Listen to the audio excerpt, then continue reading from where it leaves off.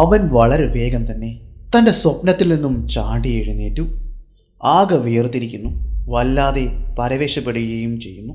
തൻ്റെ കട്ടിലിൽ നിന്നും എഴുന്നേറ്റ് മുറിയുടെ ഒരു കോണിൽ വെച്ചിരുന്ന മൺകലത്തിൽ നിന്നും വെള്ളവും എടുത്തുകൊണ്ട് തൻ്റെ ജനാലയ്ക്കരികിലേക്ക് പോയി പുറത്തേക്ക് നോക്കി. താൻ കണ്ട സ്വപ്നം അത് യാഥാർത്ഥ്യമല്ല എന്ന് ഉറപ്പുവരുത്തി. അപ്പോഴാണ് അയാൾക്ക് ശ്വാസം നേരെ വീണത്. ഒരു ദീർഘശ്വാസം എടുത്തുകൊണ്ട് അയാൾ കട്ടിലിലേക്കിരുന്നു.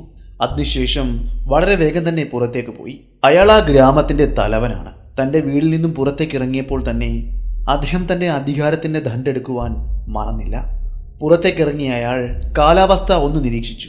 പ്രകൃതി മാറുന്നതും ഇരുളുന്നതും അയാൾ കണ്ടു. ദുശകുനം എന്നതുപോലെ വനത്തിൽ നിന്നും മറ്റേതോ ഒരു മൃഗത്തിൻ്റെ തേങ്ങിക്കരച്ചിലും അപ്പോൾ അവിടെ ഉയർന്നു കേട്ടു. അതേ സമയം തന്നെയാണ് തന്നെ തഴികൊണ്ട് ഒരു ഇളം തണുത്ത കാറ്റ് കടന്നുപോയത്. ആ കാറ്റിൽ രക്തത്തിൻ്റെ ഗന്ധമുള്ളതുപോലെ അയാൾക്ക് തോന്നി. താൻ കണ്ട സ്വപ്നം സത്യമാകുന്നത് പോലെ, കടൽ പ്രക്ഷുബ്ധമാകുന്നത് പോലെ, തൻ്റെ മനസ്സും അസ്വസ്ഥമാകാൻ തുടങ്ങിയതുപോലെ അദ്ദേഹത്തിന് തോന്നി. പെട്ടെന്നായിരുന്നു അദ്ദേഹത്തെ വിറപ്പിച്ചുകൊണ്ട് തൻ്റെ ഗ്രാമത്തിലെ ഒരു കുടിലിൽ നിന്നും ഉച്ചത്തിലുള്ള നിലവിളി ഉയർന്നു കേട്ടത്. സംഭവം എന്താണെന്ന് അദ്ദേഹത്തിന് മനസ്സിലാക്കുവാൻ സാധിച്ചില്ല. അപ്പോഴേക്കും അദ്ദേഹത്തിൻ്റെ മനസ്സിലേക്ക് പല ചിന്തകളും കടന്നു വരിക കൂടി ചെയ്തു. തൻ്റെ സ്വപ്നം യാഥാർത്ഥ്യമാകാൻ പോകുകയാണെന്നും തൻ്റെ ഗ്രാമം നാശത്തിലേക്ക് പോകുകയാണെന്നുമുള്ള തോന്നൽ അദ്ദേഹത്തെ പിടികൂടി. വീണ്ടും വീണ്ടും ആ നിലവിളി അവിടെ ഉയർന്നു കേട്ടു. നിലവിളി കേട്ട ഭാഗത്തേക്ക് അയാൾ നടന്നു. അദ്ദേഹം അവിടെ എത്തിയപ്പോൾ കണ്ട കാഴ്ച ഗ്രാമത്തിലെ ഒരു കുടിൽ നിന്ന് കത്തുന്ന കാഴ്ചയായിരുന്നു. എന്താണോ തൻ്റെ സ്വപ്നത്തിൽ താൻ കണ്ടത് അതിന് ഏകദേശം സാമ്യമുള്ളത് തന്നെയായിരുന്നു തൻ്റെ കൺമുന്നിൽ അപ്പോൾ അവിടെ കണ്ടത്. അവിടുത്തെ ആളുകൾ മണ്ണും വെള്ളവും പച്ചവൃക്ഷത്തിൻ്റെ ഇലകളും കൊണ്ട് അതിനെ അടിച്ച് കെടുത്തുവാൻ നോക്കിക്കൊണ്ടിരിക്കുന്നു. കുറച്ച് സമയത്തിന് ശേഷം ആ കുടിൽ നിലംപരിശായി. ഭാഗ്യത്തിന് ആളപായം ഒന്നും തന്നെ ഉണ്ടായില്ല. ഈ കാഴ്ചകൾ അത്രയും സൂചിപ്പിക്കുന്നത് ഗ്രാമത്തിൻ്റെ നാശമാണെന്ന് അയാൾ പറഞ്ഞു. വരാൻ പോകുന്ന എന്തോ വലിയൊരു ദുരന്തത്തെ തൻ്റെ തേവർ തനിക്ക് മുന്നിൽ കാണിച്ചു തരുന്നതാണെന്നൊരു തോന്നൽ അദ്ദേഹത്തിന് ഉണ്ടായി. ഇനിയും എന്തോ ഒരു വലിയ ദുരന്തം തങ്ങളുടെ ഗ്രാമത്തെ കാർന്നു തിന്നാൻ പോകുകയാണ്. ഊരിലെ അരക്ഷിതാവസ്ഥ, പട്ടിണി, ചോര, കത്തിയമരുന്ന കുടിലുകൾ, അവിടെ ഉയരുന്ന നിലവിളികൾ, അവിടുത്തെ കുരുന്നുകളുടെ തോരാത്ത കണ്ണുനീർ, വേർപിരിയലുകൾ, ഇതെല്ലാമായിരുന്നു താൻ കണ്ട സ്വപ്നത്തിലുണ്ടായിരുന്നത്. ആഴ്ചകളോളം ആ സ്വപ്നം അദ്ദേഹത്തെ വേട്ടയാടുക കൂടി ചെയ്തു. അങ്ങനെ ആഴ്ചകളും മാസങ്ങളും കടന്നുപോയി. താൻ കണ്ടത് വെറുമൊരു സ്വപ്നമാണെന്ന യാഥാർത്ഥ്യത്തിലേക്ക് അയാൾ അപ്പോഴേക്കും എത്തിക്കഴിഞ്ഞിരുന്നു. അങ്ങനെ അദ്ദേഹത്തിൻ്റെ വേവലാതികളും ദുഃഖങ്ങളുമെല്ലാം അകറ്റി നിർത്തി സന്തോഷത്തിലേക്കുള്ള നാടുകളിലേക്ക് കടന്നു വന്ന സമയമാണ് അവരുടെ ഗ്രാമത്തിൽ അതരങ്ങേറിയത്. സിദ്ധാപുരയിൽ നിന്നും വിറയലപുരയിലേക്ക് ഒരു സംഘം ആളുകൾ പോയിരുന്നു. ഹുണ്ടല്ലൂർ എന്ന ഈ ഗ്രാമത്തിൽ നിന്നും കുറച്ചകലെയായാണ് ഒരു പാത കടന്നു പോകുന്നത്. ആ പാതയുടെ ഇരുവശവും വനമാണ്. ആ പാതയിൽ നിന്നും ഒരു ചെറിയ വ്യതിചലനം നടത്തിയാണ് ഹുണ്ടല്ലൂർ എന്ന ഈ ചെറിയ ഗ്രാമത്തിലേക്ക് എത്തിച്ചേരുന്നത്. അത്യാവശ്യം ഒരു കാളവണ്ടിക്ക് സഞ്ചരിക്കുവാൻ പാകത്തിലുള്ള വീതിയെല്ലാം ആ ഗ്രാമത്തിലേക്ക് വരുന്ന പാതയ്ക്കുണ്ട്. ആഴ്ചകളിൽ ഒരിക്കൽ കാളവണ്ടിയോ മറ്റ് സാധനങ്ങളുമായി മറ്റ് ഗ്രാമങ്ങളിൽ നിന്നും ആളുകളോ ഇവിടേക്ക് എത്താറുമുണ്ട്. കൃഷിയും കന്നുകാലി വളർത്തലുമെല്ലാമാണ് ഈ ഗ്രാമത്തിലെ ആളുകളുടെ തൊഴിൽ. ഗ്രാമങ്ങളെല്ലാം പിന്തള്ളി കല്ലും മണ്ണും നിറഞ്ഞ ആ വനപാതയിലൂടെ അവർ സഞ്ചരിച്ചു വന്നു. പല ഭാഗങ്ങളിൽ വെച്ചും പല വനഭാഗങ്ങളെയും തൊട്ടുകൊണ്ടാണ് കടന്നു പോകുന്നത്. അപ്പോഴൊന്നും ഇങ്ങനെയൊരവസ്ഥ അവർക്കുണ്ടായിട്ടില്ല. വനത്തിലൂടെയും വനത്തിൻ്റെ അതിലൂടെയും പങ്കിട്ടു പോകുന്ന വഴിയാണെങ്കിലും പല വന്യജീവികളെ കാണുവാൻ കഴിയുമെങ്കിലും അവയൊന്നും അവരെ ആ സമയം ഉപദ്രവിച്ചിട്ടില്ല. എന്നാൽ ഈ പ്രദേശത്തെത്തിയപ്പോൾ അവർക്ക് മറ്റൊരനുഭവമായിരുന്നു ഉണ്ടായിരുന്നത്. അവർ 8 പേരും എന്തെല്ലാമൊക്കെയോ സംസാരിച്ച് അവരുടെ ഭാണ്ഡക്കെട്ടുകൾ തോളിൽ തൂക്കിക്കൊണ്ട് മണ്ണും കല്ലും നിറഞ്ഞ ആ പാതയിലൂടെ നടന്ന് മുന്നിലേക്ക് നീങ്ങി. അതിമനോഹരമായ വനം, പ്രകൃതി ഭംഗികൾ ആവോളം ആസ്വദിച്ചുകൊണ്ട് അങ്ങനെ അവർ മുന്നിലേക്ക് നടന്നു ചെന്ന സമയമാണ് അവർക്ക് മുന്നിലേക്ക് വനമിറങ്ങി സാമാന്യം വലിപ്പമുള്ള ഒരാന പ്രത്യക്ഷപ്പെട്ടത്. എന്നാൽ അവന് കൊമ്പുണ്ടായിരുന്നില്ല. കൊമ്പില്ലാത്തത് കൊണ്ട് തന്നെ അതൊരു പിടിയാന ആയിരിക്കുമെന്ന നിഗമനത്തിൽ അവർ എത്തിച്ചേർന്നു. അവർക്ക് മുന്നിലെത്തിയ ആന അനങ്ങാതെ നിശ്ചലനായി ആ വഴിയിൽ അവർക്ക് തടസ്സം തീർത്തുകൊണ്ട് നിന്നു.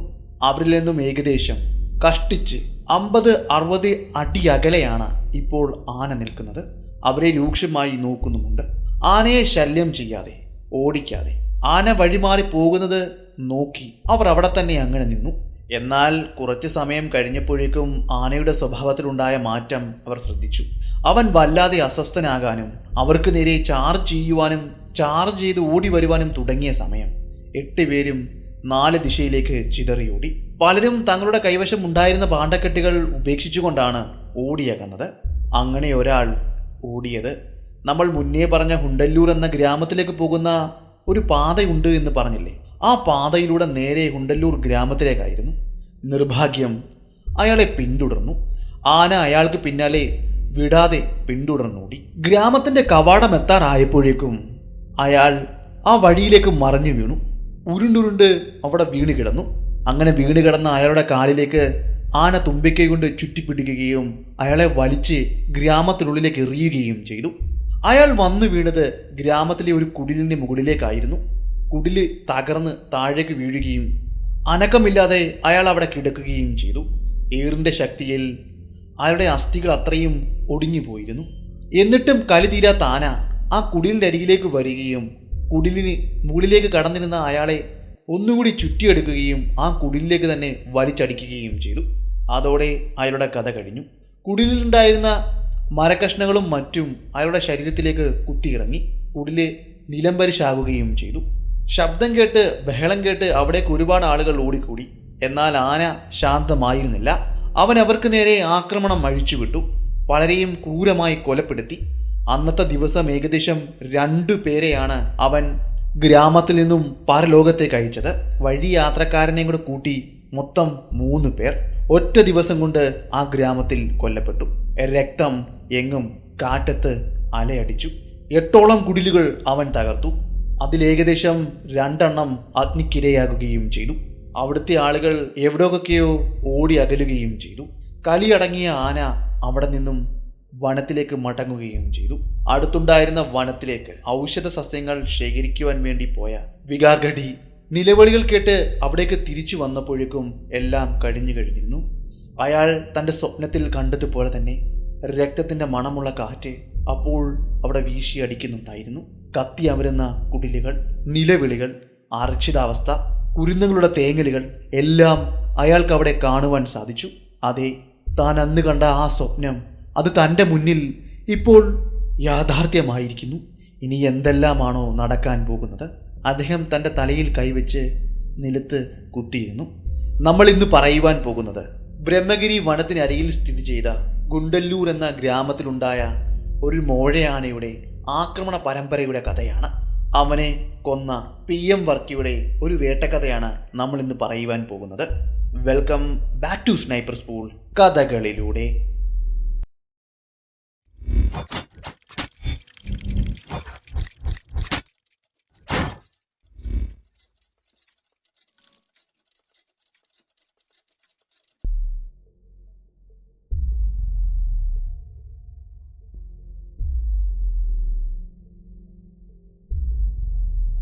ഗ്രാമത്തിലേക്ക് ആന ഇറങ്ങുന്നതിന് മുന്നേ, കൃത്യമായി പറഞ്ഞാൽ ഒരു ദിവസങ്ങൾക്ക് മുന്നേ, ഗ്രാമത്തിൽ നിന്നും 2 പേർ ഭീലപ്പൂർ എന്ന മറ്റൊരു ഗ്രാമത്തിലേക്ക് പോയിരുന്നു.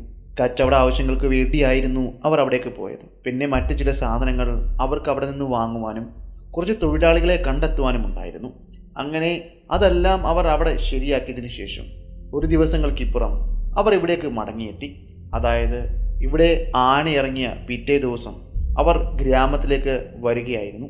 നമ്മൾ മുന്നേ പറഞ്ഞ ആ പ്രധാന പാത വഴി കടന്നുകൊണ്ട് അവർ ഗ്രാമത്തിലേക്ക് കടക്കുന്ന ആ കാളവണ്ടി പാതയിലേക്ക് പ്രവേശിച്ചു. അങ്ങനെ ഗ്രാമം ലക്ഷ്യമാക്കി അവർ നടന്നു വരുന്ന വഴിയിൽ അവർക്ക് എവിടെ നിന്നോ ആനയുടെ ചൂര് വല്ലാതെ അനുഭവിക്കുവാൻ കഴിഞ്ഞു. അതിലവർക്ക് ഭയം നല്ല പോലെ തോന്നിയിരിക്കണം. അവർ ചുറ്റുപാടും അവരുടെ കണ്ണുകളാൽ ആനയെ തേടി. എന്നാൽ അവർക്ക് അവരുടെ അരികിലോ ദൂരെയോ ആനയെ കാണുവാൻ സാധിക്കുന്നുണ്ടായിരുന്നില്ല. അവരിപ്പോൾ നടന്നു പോകുന്ന പാത ഒരു വലിയ വളവ് തിരിഞ്ഞ് വീണ്ടും മുന്നോട്ട് പോയി കുത്തനെയുള്ള ഒരു ഇറക്കമിറങ്ങിയാണ് ഗ്രാമത്തിലേക്ക് കടന്നു പോകുന്നത്. അങ്ങനെ അവർ ആ വളവ് കൊടുന്നനെ തിരിഞ്ഞതും വളവിൻ്റെ മറവിൽ മരങ്ങൾക്കിടയിൽ പതുങ്ങിയിരുന്ന ആന അത് ഉപേക്ഷിച്ച് വഴിയിലേക്ക് കടന്നു നിന്നു. ആ രൂപം അവർ കൃത്യമായി തന്നെ കണ്ടു.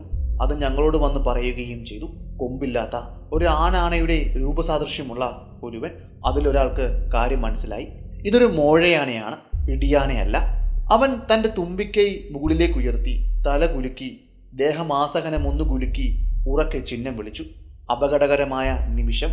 അവർക്ക് മരണം മുന്നിൽ കണ്ട നിമിഷങ്ങളായിരുന്നു അത്. അപകടം മനസ്സിലാക്കിയ അവർ രണ്ട് വഴിക്കായി പിരിഞ്ഞൂടി. അതിലൊരാളുടെ പുറകെ ആന കുറച്ചു ദൂരം മൂടിയെങ്കിലും അയാളെ പിന്നീട് അവന് കീഴ്പ്പെടുത്തുവാനാകാതെ അവിടെ നിന്നും മടങ്ങി വനങ്ങൾക്കുള്ളിലേക്ക് പോകുകയായിരുന്നു. ഏകദേശം ഉച്ച കഴിഞ്ഞ് വൈകുന്നേരം ആയപ്പോഴേക്കും അവർ ഇരുവരും ഗ്രാമത്തിലേക്ക് തിരികെ എത്തി. ആദ്യം ഒരാളായിരുന്നു വന്നിരുന്നത്.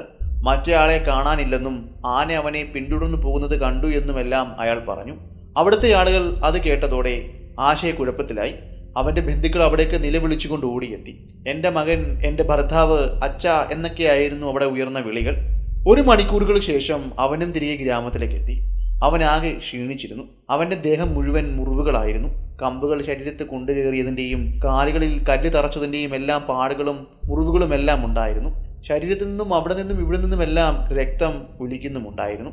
അവന് വേണ്ട പ്രാഥമിക ചികിത്സകളെല്ലാം അവിടുത്തെ ഗ്രാമീണർ അവനേകി. അവനോട് കാര്യം ചോദിച്ചു. അവൻ പറഞ്ഞു, നീ ആനയെ കണ്ടുപോകും, അതൊരു പിടിയാനെ ആയിരുന്നില്ലേ?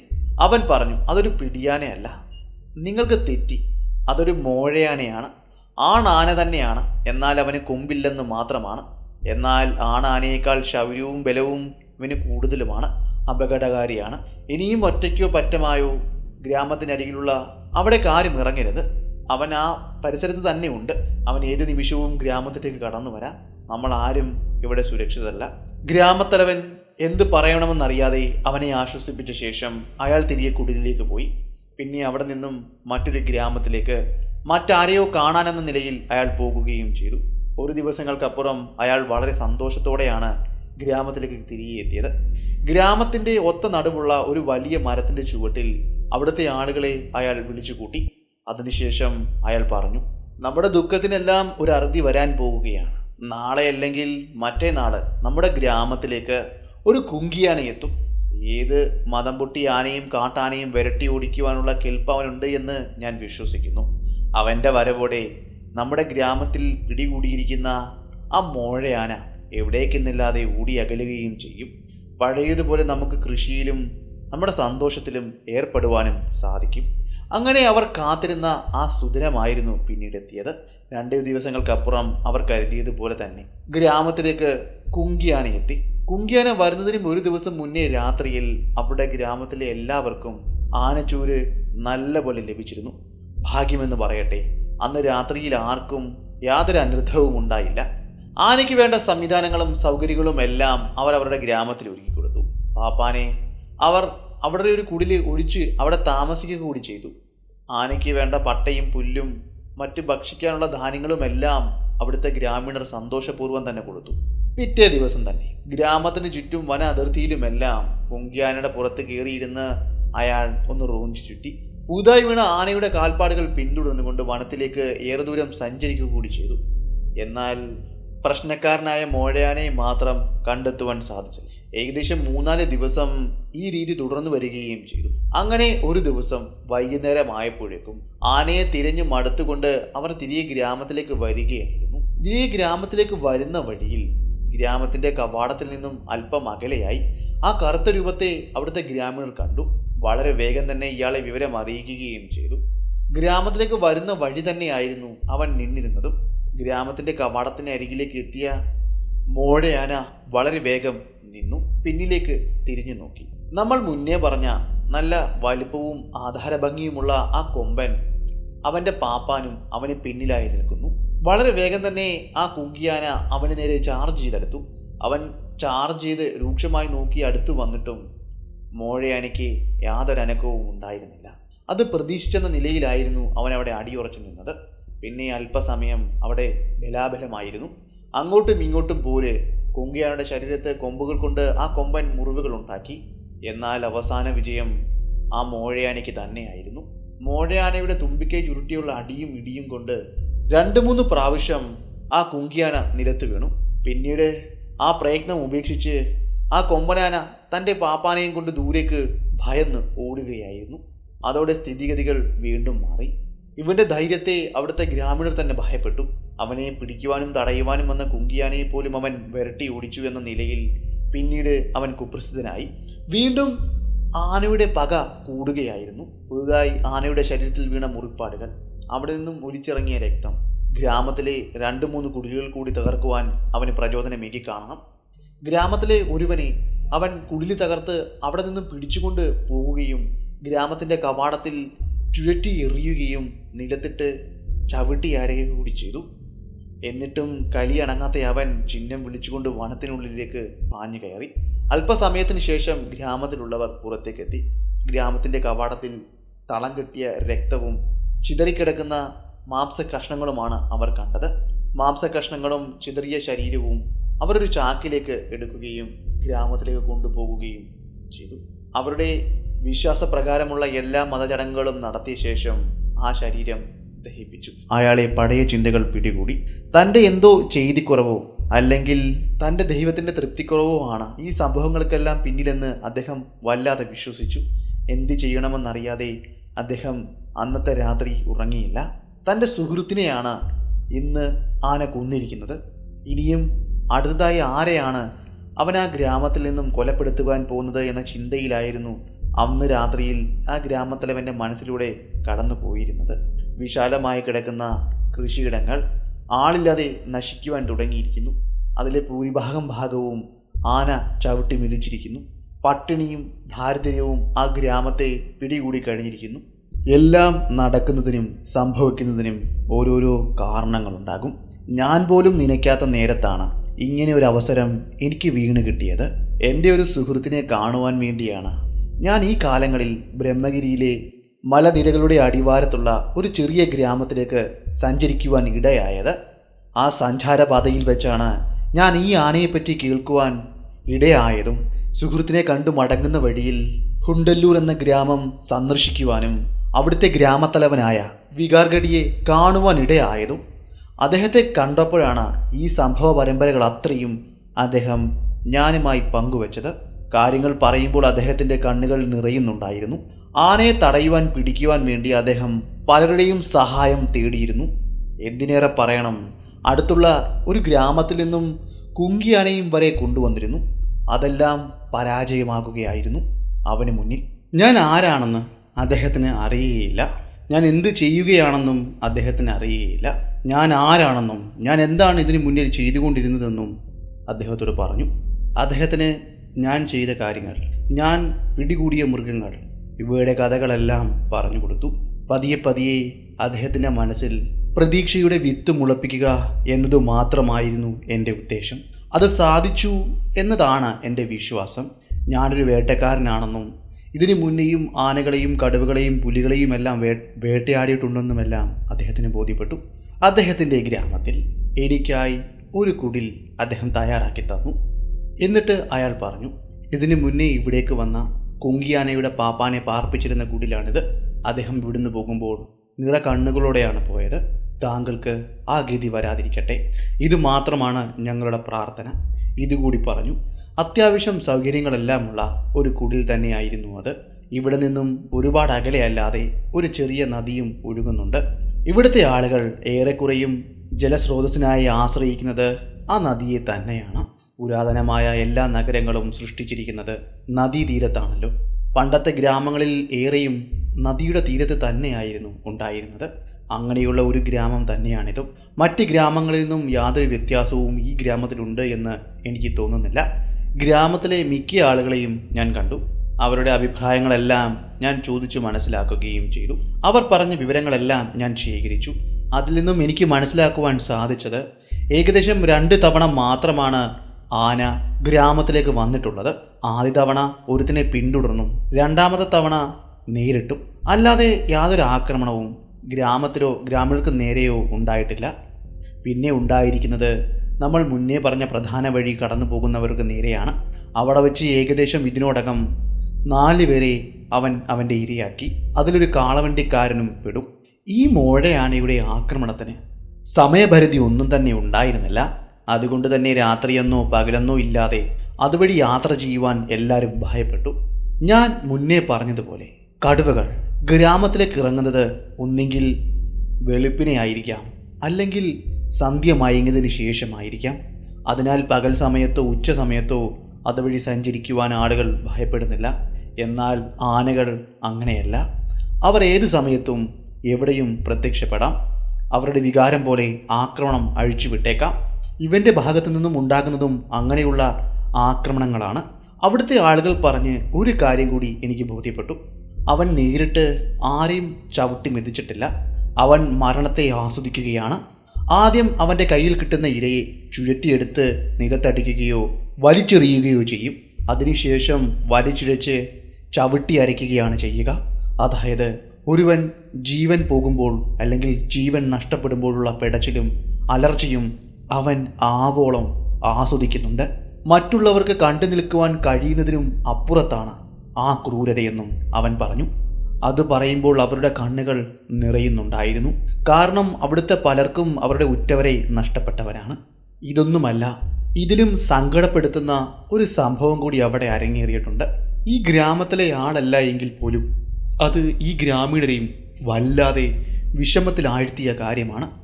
ഒരു കുഞ്ഞും അമ്മയും വനത്തിനരികിലൂടെയുള്ള ആ പ്രധാന പാത വഴി അടുത്തുള്ള ഗ്രാമത്തിലേക്ക് പോകുകയായിരുന്നു. നനയ്ക്കാത്ത സമയത്ത് അവർക്ക് പിന്നിൽ ഈ ആന പ്രത്യക്ഷപ്പെട്ടു. ആനയുടെ ചൂരു മനസ്സിലാക്കിയ ആ മാതാവ് തൻ്റെ മകനെ എടുത്തുകൊണ്ട് ആ വഴി ദൂരേക്ക് ഓടി. ഏറെ ദൂരം ആന ആ അമ്മയെ പിന്തുടർന്നു. വഴിയിൽ വെച്ച് ക്ഷീണിച്ച് തളർന്ന് ആ അമ്മ റോഡിലേക്ക് വീണു. അവരുടെ കയ്യിൽ നിന്നും തൻ്റെ മകൻ തെറിച്ചു ദൂരേക്കും. തൻ്റെ കയ്യിൽ നിന്നും ദൂരേക്ക് തെറിച്ചു വീണ മകൻ്റെ അരികിലേക്ക് അമ്മ ഓടിയെത്തിയതും ആന അരികിലെത്തിയതും ഒരുമിച്ചായിരുന്നു. ആ സ്ത്രീയുടെ കാലിലേക്ക് ആന തൻ്റെ തുമ്പിക്കൈ ചുറ്റുകയും വലിച്ചെറിയുകയും ചെയ്തു. ആനയുടെ പുറകിലൂടെ ദൂരേക്ക് അവൾ തെറിച്ചു വീണു. റോഡിലേക്ക് വന്നു വീണ അവൾ റോഡിനരികിലെ പുല്ലുകളിലേക്ക് ഉരുണ്ട് പോയി. കാലുകൾക്ക് സാരമായ പരിക്ക് പറ്റി അവൾ ഇഴഞ്ഞ് റോഡിന് മുകളിലേക്ക് കയറുവാൻ ശ്രമിച്ചു. അപ്പോഴാണ് ആ കാഴ്ച അവൾ കണ്ടത്. വീഴ്ചയിൽ നിന്നും എണ്ണീറ്റ് വന്ന തൻ്റെ മകനെ ആന തുമ്പിക്കൈ കൊണ്ട് ചുറ്റിയെടുത്തിരിക്കുന്നു. അതിനുശേഷം മുകളിലേക്ക് വലിച്ചെറിഞ്ഞു. നിലത്തേക്ക് വീണ അവനെ അവൻ്റെ ബലിഷ്ഠമായ മുൻകാലുകൾ കൊണ്ട് റോഡിന് നടുവിലേക്ക് ചവിട്ടി അമർത്തി. എല്ലുകളും തലയോടുകളും പൊട്ടുന്ന ശബ്ദം, രക്തവും നിലവിളിയും അലറി വിളിക്കുന്ന ശബ്ദം. ആ സ്ത്രീയുടെ ബോധം അതോടെ മങ്ങുകയും പോകുകയും ചെയ്തു. പിന്നീട് വഴിയാത്രക്കാരായ ആരോ ആണ് ആ സ്ത്രീയെ ഞങ്ങളുടെ ഈ ഗ്രാമത്തിലേക്ക് കൊണ്ടുവന്നത്. അവർക്ക് ബോധം വീണപ്പോൾ അവർ ഉച്ചത്തിൽ കരയുകയും നിലവിളിക്കുകയും ചെയ്യുന്നുണ്ടായിരുന്നു. അവർക്കൊപ്പം ഒരു വെളുത്ത വസ്ത്രത്തിൽ പൊതിഞ്ഞുകൊണ്ട് അവരുടെ കുഞ്ഞിൻ്റെ ചിന്നിച്ചിതറി അരഞ്ഞുപോയ ശരീരവും അവർ ഇവിടെ ഏൽപ്പിച്ചിരുന്നു. വേണ്ട കർമ്മങ്ങളെല്ലാം ചെയ്ത് ഞങ്ങളുടെ ഈ ഗ്രാമത്തിൻ്റെ അരികിൽ തന്നെയാണ് ആ കുഞ്ഞിനെയും ഞങ്ങൾ അടക്കം ചെയ്തത്. അത് പറയുമ്പോൾ അവരുടെ ചുണ്ടുകൾ വിതമുന്നുണ്ടായിരുന്നു, കണ്ണുകൾ നിറയുന്നുണ്ടായിരുന്നു. നിങ്ങൾക്ക് ആ സ്ത്രീയെ കാണണോ എന്നും ചോദിച്ചു. ഞാൻ ആശയക്കുഴപ്പത്തിലായി. കാണുവാനോ കാണാതിരിക്കുവാനോ എനിക്ക് കഴിയുന്നുണ്ടായിരുന്നില്ല. അങ്ങനെ ആ സ്ത്രീയുടെ അരികിലേക്ക് എന്നെ അവർ കൂട്ടിക്കൊണ്ടുപോയി. ഗ്രാമത്തിലെ ഒരൊഴിഞ്ഞ കുടിലിൽ അവർ താമസിക്കുകയാണ്. അവർ പുറത്തേക്ക് ഇറങ്ങുവാൻ പോലും ഭയപ്പെടുന്നു. ഇരുട്ടിനെ മാത്രം ആശ്രയിച്ചുകൊണ്ട് ആ കുടിലിനുള്ളിൽ അവർ താമസിക്കുന്നു. അവർക്ക് വേണ്ട ആഹാരവും മറ്റും ആ ഗ്രാമത്തിലെ ആളുകൾ തന്നെയാണ് കൊടുക്കുന്നത്. മാനസികാവസ്ഥ തെറ്റിയ നിലയിലാണ് അവർ ആ കുടിലിൽ താമസിച്ചിരുന്നത്. വെളിച്ചം അവരെ ഭയത്തിലേക്ക് ആഴ്ത്തുന്നു. അവരുടെ കുഞ്ഞിനു വേണ്ടി അവർ ഉച്ചത്തിൽ നിലവിളിക്കുന്നു. ഇത് മാത്രമായിരുന്നു ആ കുടിലിനരികിലെത്തിയ എനിക്ക് കേൾക്കുവാൻ കഴിഞ്ഞത്. ഹൃദയഭേദകമായ കാഴ്ചകൾ അതെന്നെ വല്ലാതെ സ്വാധീനിച്ചു. ഇവിടെ സംഭവിച്ച കഥകളിൽ ഏറ്റവും സങ്കടകരവും ദുഃഖകരവുമായ സംഭവം ഇതായിരുന്നു. ഈ കുഞ്ഞിൻ്റെ അഭാവം, മാതാവിൻ്റെ വിരഹദുഃഖം. ഇത് താങ്ങുവാൻ കഴിയുന്നതിനും അപ്പുറമായിരുന്നു. ആശങ്കകളും മനസ്സിലെ ഭാരവും പേറിക്കൊണ്ട് ഞാൻ പതിയെ എനിക്കായി അവർ നൽകിയ കുടിലിലേക്ക് നടന്നു. വിഷമത്തോടെ തന്നെ കുടിലിൻ്റെ വാതിൽ തുറന്നു. പതിയെ വാതിലുകൾ അടച്ചു. എനിക്കായി ഒരുക്കിയ ആ കട്ടിലിലേക്ക് ഇരുന്നു. എൻ്റെ കണ്ണുകൾ നിറഞ്ഞു തുളുമ്പുന്നതായി എനിക്ക് തോന്നി. കാഴ്ചകൾ മങ്ങുന്നതായി. ഞാൻ പതിയെ കണ്ണു തുടച്ചു. പതിയെ ആ കട്ടിലിലേക്ക് മലർന്നു കിടന്നു. അവനെ പിടിക്കുവാൻ വേണ്ട കാര്യങ്ങൾ ചെയ്യണമെന്ന് തീർച്ചപ്പെടുത്തി. അവനൊരു മോഴയാനയാണ്. ഞാൻ ഇതുവരെ അവനെ കണ്ടിട്ടില്ല. മോഴയാനയെപ്പറ്റി പറയുന്നത് ഞാൻ കേട്ടിട്ടുണ്ട്, ഇതുവരെയും ഞാൻ കണ്ടിട്ടില്ല. ആളുകൾ പറയുന്നത് പ്രകാരം 5 കൊമ്പന്മാരുടെ ബലം അവനുണ്ട് എന്നാണ് പറയുന്നത്. മോഴയാനകൾ ഒരിക്കലും നിങ്ങൾ കരുതുന്നത് പോലെ ആണോ പെണ്ണും ചേർന്ന ഒന്നല്ല. അവ ആണാനകൾ തന്നെയാണ്. പ്രകൃതിയുടെ ഒരു കരവിരുത് തന്നെയാണ് അവനും. വേട്ടക്കാർ ധാരാളമായി ഉള്ള നാടാണ് നമ്മുടേത്. കൊമ്പിനു വേണ്ടി പല മൃഗങ്ങളെയും വേട്ട ആടാറുണ്ട്, ആനകളെയും വേട്ടയാടാറുണ്ട്. കൊമ്പില്ലാത്ത ആനകൾ പിടിയാനയാണെന്ന് തെറ്റിദ്ധരിച്ച് അവ വിട്ടുകളയാറുമുണ്ട്. ചുരുക്കം പറഞ്ഞു കഴിഞ്ഞാൽ കൊമ്പുള്ള ആനകളുടെ വംശം അവസാനിച്ചാൽ പോലും കൊമ്പില്ലാത്ത ഇവയിലൂടെ അവരുടെ വംശത്തെ നിലനിർത്തുവാനും സാധിക്കും. പ്രകൃതിയുടെ നിഗൂഢതകൾ നിറഞ്ഞ രഹസ്യത്തിലെ ഒരു ഏട് തന്നെയാണ് ഈ മോഴയാനകളും. വനമിറങ്ങി മനുഷ്യൻ്റെ സ്വകാര്യ ജീവിതത്തിലേക്ക് കടന്നു വരുന്ന, അവർക്ക് വിപത്ത് തീർക്കുന്ന മൃഗങ്ങളെ മാത്രമാണ് ഞാൻ വേട്ടയാടാറുള്ളത്. അല്ലാത്തവയൊന്നും ഞാൻ വേട്ടയാടാറില്ല. ഞാൻ നിങ്ങൾക്ക് മുന്നിൽ ഇതിനു മുന്നേ പറഞ്ഞ കഥകളിലെല്ലാം അത് വ്യക്തമായി തന്നെ ഞാൻ പറഞ്ഞിട്ടുള്ളതുമാണ്. അന്നു വൈകുന്നേരം ആനയുടെ സാന്നിധ്യം തിരഞ്ഞ് ഗ്രാമത്തിന് സമീപ പ്രദേശത്തൂടെ ഞാൻ നടന്നു. അവർ പറഞ്ഞ വഴിയിലൂടെയും പ്രധാന വഴിയിലൂടെയും എല്ലാം ഞാൻ നടന്നു. എന്നാൽ ആനയുടെ സാന്നിധ്യം എനിക്ക് മനസ്സിലാക്കുവാൻ സാധിച്ചില്ല. അന്നത്തെ ആ ദിവസം ഇരുണ്ട് വെളുത്തതിന് ശേഷം പിറ്റേന്ന് കാലത്തെയും ഞാൻ ഗ്രാമത്തിലെ ഒരുവൻ്റെ സഹായത്തോടെ വനത്തിനുള്ളിലേക്ക് പ്രവേശിച്ചു. അവിടെ വെച്ച് എനിക്ക് ആനയുടെ കാലടയാളങ്ങൾ കാണുവാൻ സാധിച്ചു. ഗ്രാമത്തിൻ്റെ സമീപത്ത് കണ്ട കാലടയാളങ്ങൾക്കും ഈ കാലടയാളത്തിനും സാമ്യതയേറെയുണ്ടെന്ന് ആ ഗ്രാമീണൻ എന്നോട് പറഞ്ഞു. പ്രതി ഇവൻ തന്നെയാണെന്ന് ഞാൻ ഉറപ്പിച്ചു. അങ്ങനെ ഞങ്ങൾ കാലടയാളങ്ങളെ പിന്തുടർന്നുകൊണ്ട് വനത്തിനുള്ളിലേക്ക് യാത്ര തിരിച്ചു. പല സ്ഥലങ്ങളിൽ വെച്ച് ഈ കാലടയാളങ്ങൾ പരസ്പരം ബന്ധിച്ചും ദൂരങ്ങളിലേക്ക് അകന്നും വീണ്ടും ചുറ്റിക്കറങ്ങി ഇവിടേക്ക് വന്ന് ബന്ധിച്ചും പിന്നെ മറ്റ് സ്ഥലങ്ങളിലേക്ക് പോയി അവിടെ നിന്നും കറങ്ങി ഇവിടേക്ക് തന്നെ തിരിച്ചു വന്ന് മറ്റൊരിടത്തേക്ക് പോകുന്നതായും എനിക്ക് അറിയുവാൻ സാധിച്ചു. ചുരുക്കം പറഞ്ഞു കഴിഞ്ഞാൽ ഒരു ലൂപ്പ് പോലെയാണ് എനിക്ക് തോന്നിയത്. ആന തികച്ചും തന്ത്രശാലി തന്നെയാണ്.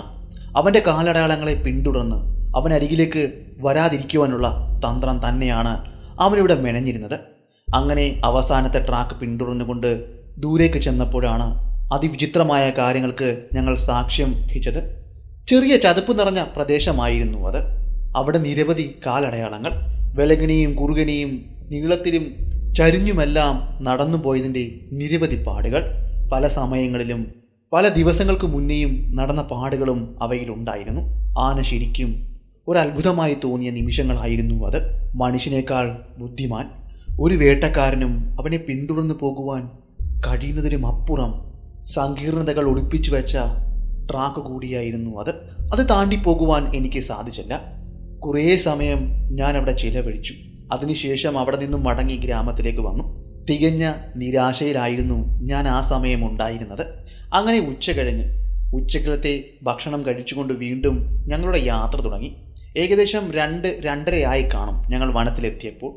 വീണ്ടും പല വഴിയിലൂടെയും ഞങ്ങൾ അവനെ തിരക്കി അലഞ്ഞു നടന്നു. അവനെ കാണുവാൻ ഞങ്ങൾക്ക് സാധിച്ചില്ല.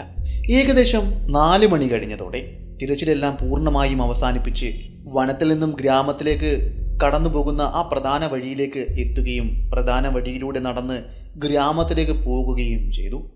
പ്രത്യേക ഒരു സ്ഥലത്തെത്തിയപ്പോൾ ഗ്രാമത്തിൽ നിന്നും ഏകദേശം 1/2 മൈലുകൾക്കിപ്പുറം ഞങ്ങൾക്ക് വീണ്ടും ആനയുടെ പുതുതായി വീണ ട്രാക്കുകൾ കാണുവാൻ സാധിച്ചു. ആ ട്രാക്ക് നീണ്ടുപോകുന്നത് പ്രധാന പാത മുറിച്ചു കടന്ന് വനമിറങ്ങി താഴ്വരയിലേക്കാണെന്ന് എനിക്ക് മനസ്സിലായി. അതായത് അവിടെ നിന്നും കുറച്ചു ദൂരം മുന്നിലേക്ക് പോകുകയാണെങ്കിൽ ചെറിയൊരു വനഭാഗം കഴിഞ്ഞതിന് ശേഷം അതുവഴി ഒഴുകുന്ന ഒരു നദിയുണ്ട്. ആ നദിയുടെ തീരത്തേക്കായിരിക്കും പോകുന്നതെന്ന കാര്യം ഞങ്ങൾക്ക് മനസ്സിലായി. പതിയെ ആ ട്രാക്ക് പിന്തുടർന്നുകൊണ്ട് ഞങ്ങൾ ആനയുടെ പുറകെ പോകുവാൻ തീരുമാനിച്ചു. എൻ്റെ റൈഫിൾ ഞാൻ റെഡിയാക്കി നിർത്തി. സേഫ്റ്റി ക്യാപ്പുകൾ റിമൂവ് ചെയ്തു. പ്രധാന പാതയിൽ നിന്നും വിട്ട് താഴേക്ക് ഞങ്ങൾ ഇറക്കമിറങ്ങി ആ നദിയുടെ തീരത്തേക്ക് സഞ്ചാരം തുടങ്ങി. അവിടെ നിന്നും ഏകദേശം 1/4 മൈലോളം നേരെ പോയ ആ ട്രാക്ക് 1/4 മൈൽ വെച്ച് ഇടത്തേക്ക് തിരിഞ്ഞ് മറ്റൊരു പാതയിലൂടെ വീണ്ടും താഴേക്ക് പോകുന്നത് ഞങ്ങൾ കണ്ടു. അത് പിന്തുടർന്നുകൊണ്ട് വീണ്ടും ഞങ്ങൾ ഏകദേശം 1/2 മൈലോളം നടന്നു കാണണം. ഞങ്ങൾക്കിപ്പോൾ ദൂരെ നിന്നും ആ നദി കാണുവാൻ സാധിക്കുന്നുണ്ട്.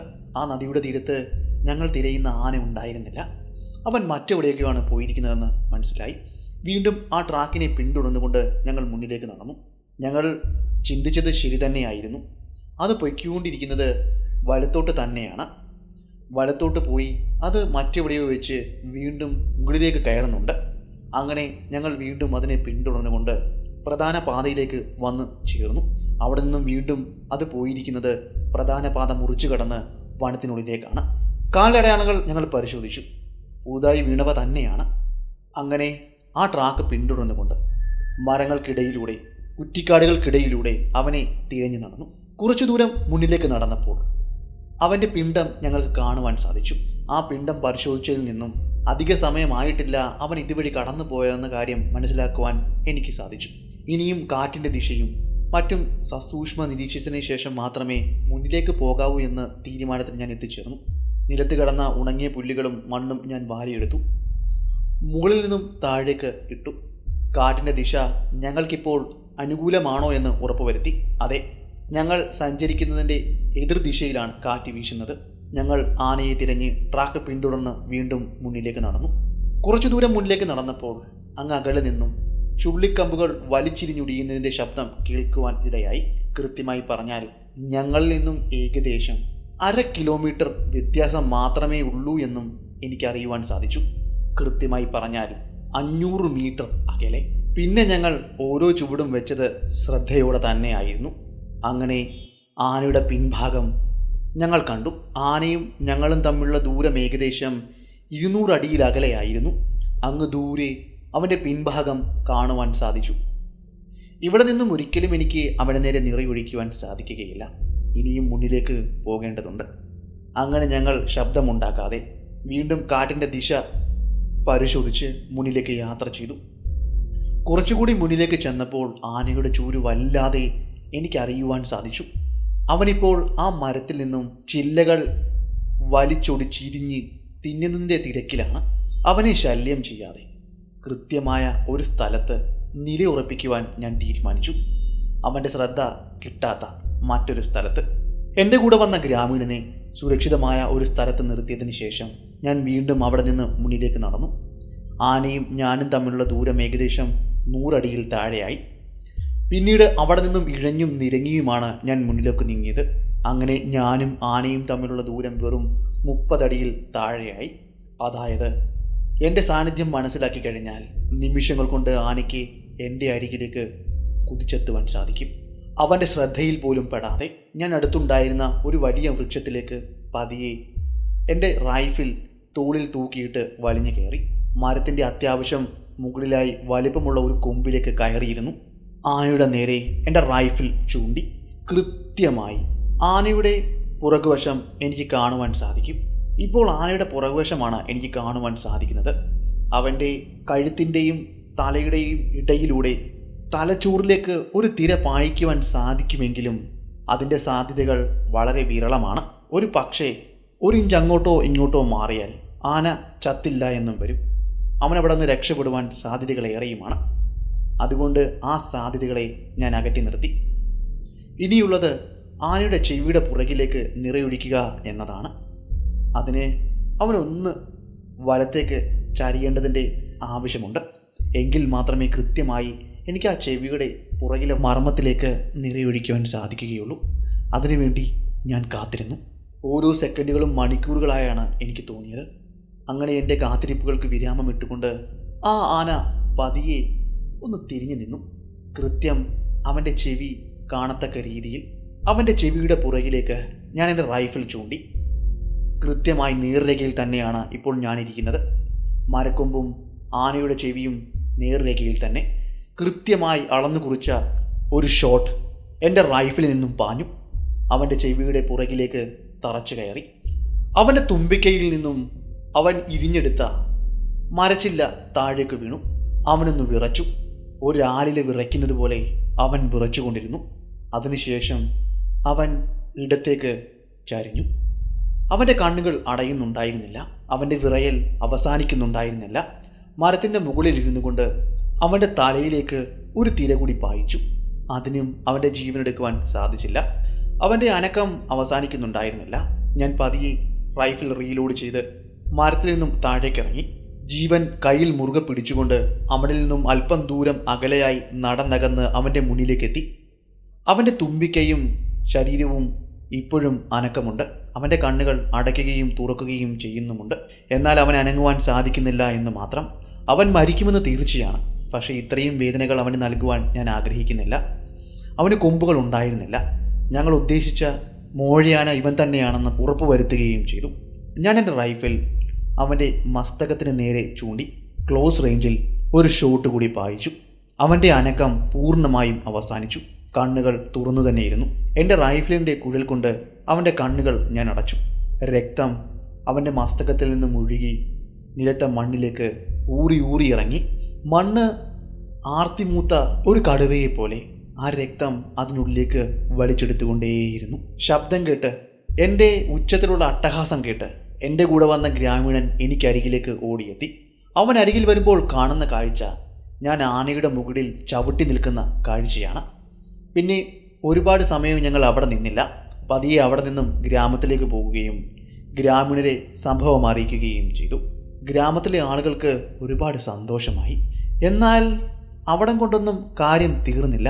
ഗ്രാമത്തലവനെയും ഗ്രാമീണനെയും കൊണ്ട് ഞങ്ങൾ ആനയെ വെടിവെച്ച് കൊന്ന ആ സ്ഥലത്തെത്തിയപ്പോഴാണ് കഥയിൽ വലിയൊരു മാറ്റമുണ്ടായത്. ഞങ്ങൾ വെടിവെച്ച് കൊന്ന ആനയെ അവിടെ കാണുവാനുണ്ടായിരുന്നില്ല. അക്ഷരാർത്ഥത്തിൽ ഞങ്ങൾ ഭയന്നുപോയ നിമിഷങ്ങളായിരുന്നു അത്. എന്നാൽ അവിടെയും ഒരു ചെറിയ ട്വിസ്റ്റുണ്ടായി. ഞാൻ അവിടെ തിരഞ്ഞ സമയത്ത് ഞാൻ ഇരുന്നു എന്ന് കരുതപ്പെടുന്ന ആ മരവും അവിടെ ഉണ്ടായിരുന്നില്ല. അതോടെ ഞങ്ങൾക്ക് പറ്റിയ അമളി മനസ്സിലായി. ഞങ്ങൾ വന്നിരിക്കുന്ന സ്ഥലം മാറിപ്പോയതായിരുന്നു. ആ ഗ്രാമീണന് ചെറുതായി ഒന്ന് വഴി പിശകി.